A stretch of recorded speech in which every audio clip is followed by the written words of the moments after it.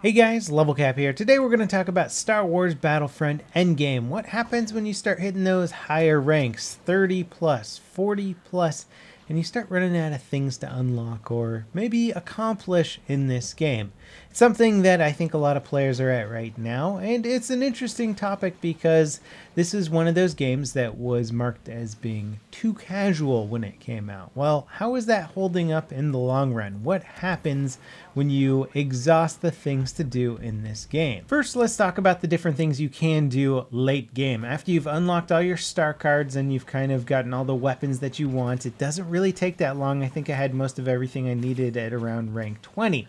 Now that I'm rank, I think 43 right now. I'm not 50 yet. I know there's a lot of people that are 50, but it's mostly just a grind, and it's all cosmetic upgrades from this point out. Now, that being said, I haven't completely upgraded all of my star cards. I've upgraded the ones that I like and the ones that I use most frequently, but there's still a few left to go. Still, I've been working mostly towards cosmetic upgrades. There's a lot of different heads that you can get for the Rebel Alliance, and there's 2 cosmetic upgrades for the Empire other than helmetless stormtroopers. Maybe there'll be more down the line. Last weekend was a double XP and double credit weekend, and I played quite a few hours on there just to help get some extra XP and credits to unlock some of those cosmetic upgrades. But like I said, I've already got all the weapons, all the star cards, everything that I need at this point strategically, so I'm not really going to get any sort of tactical benefits at this point in the game. It's only cosmetic benefits. Now, of course, there's the collectibles as well, where if you get some high-level achievements, you can unlock some cool collectible figures or models in your collectible section, which are really nice high-resolution models that you can look at. But other than that, they don't really serve much purpose in the video game. You can't show them off to other players that you know. You can't show them off on your character when you're running around in battle. One of my favorite things about cosmetic upgrades in any shooter is when they're visible to both your opponent and your teammates, so they can see them on you.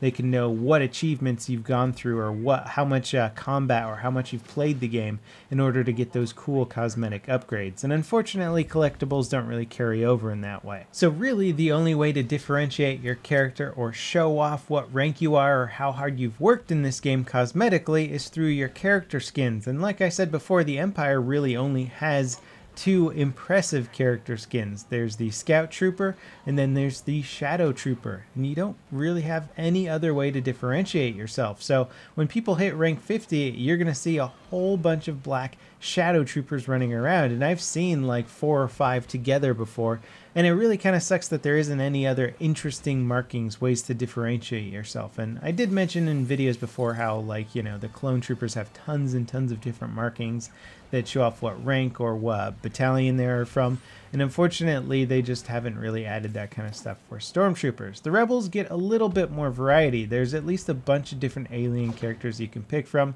ones that I personally think are pretty cool to run with, so it's nice on that front, but it's still extremely limited compared to all of the other big first-person shooters out there that have tens if not hundreds of different ways to differentiate yourself visually from your teammates or your opponents. Now, how's the player population holding up? Early game, it was pretty easy to forgive this game for having a little bit of a lack of content because the content was still pretty fresh at that point.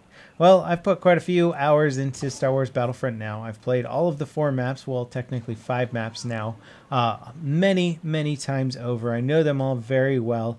I've had everything, all the weapons, all the star cards unlocked for what feels like ages now. There's been no new unlocks for me. So I really feel like I've explored and I've accomplished everything there is to accomplish in this game. There isn't like a lot of vehicle skill to be mastered. There isn't a lot of different types of weapon skills to be mastered. It's all relatively the same, so I don't feel like I can push my skill level in this game that much more by playing it more. So from a competitive player's perspective, I feel like I've plateaued a bit with my skill, and that for me makes me lose interest a bit. You know, I'm always looking for a challenge. I'm always looking for players who are better than me, have cool skills, cool techniques that I haven't used before, and I want to learn from them and improve upon my own skills. But I really feel like because of the simplicity now, I have actually plateaued with my skill level. I've tried out every kind of combination and every kind of loadout that there is to use, mastered them, and I'm good to go. I know what to do. there isn't much left for me personally to do. And I think it shows in the player statistics for PC especially. The PC player numbers have been dropping off quite substantially. It now has less players than Battlefield 4 does, a game that's over 2 years old. Now, granted, Battlefield 4 is a very, very successful game, and it stayed strong throughout its lifespan. I mean, it doesn't have as many players as it used to, but it's still pretty strong with a very core player base. The console numbers, on the other hand, are much stronger with Star Wars Battlefront. Next gen console is doing absolutely awesomely with Star Wars Battlefront, which is good news.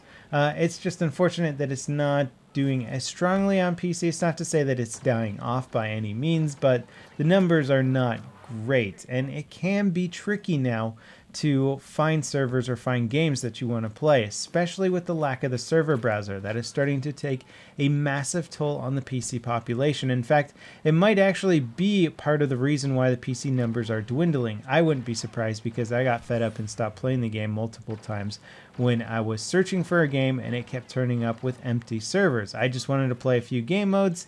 I wanted to play on a few specific maps, and I couldn't find them. You can just pretty much have to search for the game mode and take whatever map that it gives you, regardless of how many times you've played that map recently. So that is a major downside to the PC side right now. If I want to play Walker Assault on Hoth, it could be very hard or take a long time for me to actually find that game now, because I just have to join a random Walker Assault server, and I can no longer be specific about what map type I want, because there just aren't enough players right now. I think there might also be a problem with the matchmaking algorithm, because it's definitely hard to jump into servers from time to time, but I think this game is going to need a server browser, at least on PC, for it to survive in the long run. And speaking of the long run, we've yet to see an official DLC pack released for this game yet, but as we've seen with previous DICE games, the paid-for DLC divides the community, because not everybody gets the paid-for DLC, so you have half the player base with the map pack,